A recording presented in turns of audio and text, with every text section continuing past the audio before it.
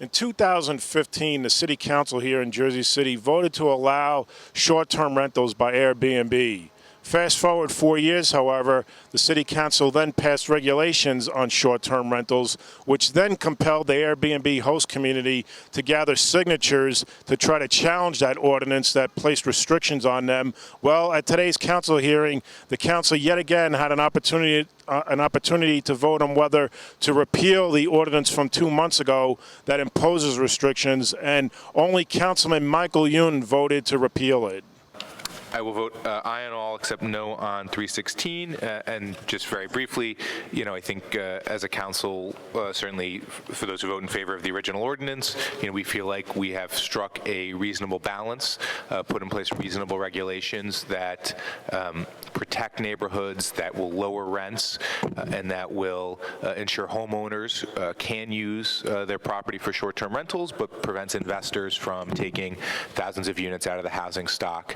So, we've obviously had a lot of money spent to put it on the ballot, and we're going to let the voters decide. And I think that's the appropriate way to handle this moving forward. So to all of the people who signed, in particular the Jersey City residents and registered voters who signed those petitions, we respect your petition and your call to repeal here, and certainly take it under consideration. But for myself, at this time, I don't see any reason to consider a repeal.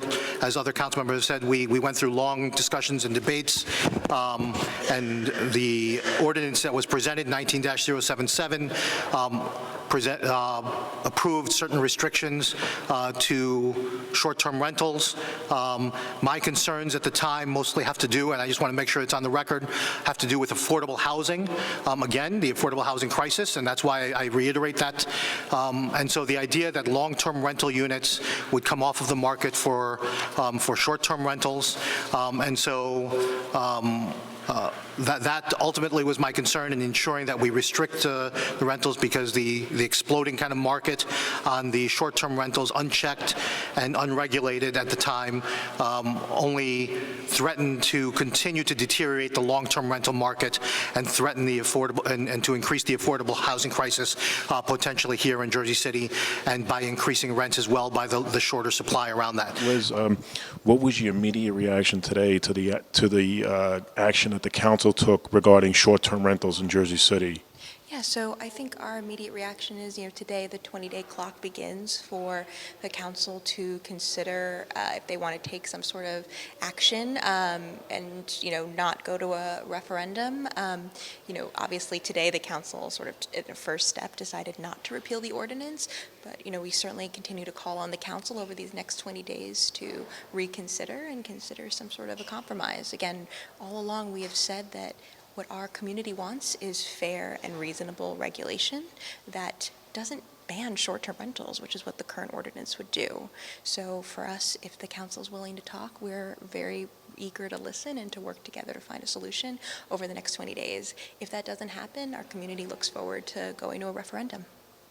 And just one follow-up, Liz, I guess obviously that's the preference that you hope within the next 20 days, because the clock starts today with the action that the council took, that there is some kind of an agreement or compromise reached.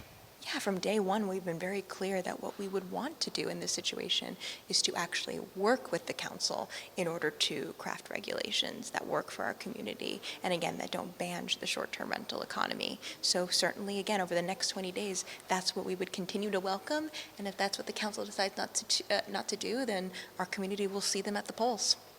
Mark Busant reporting in Jersey City for Hudson County View, the eye of the community.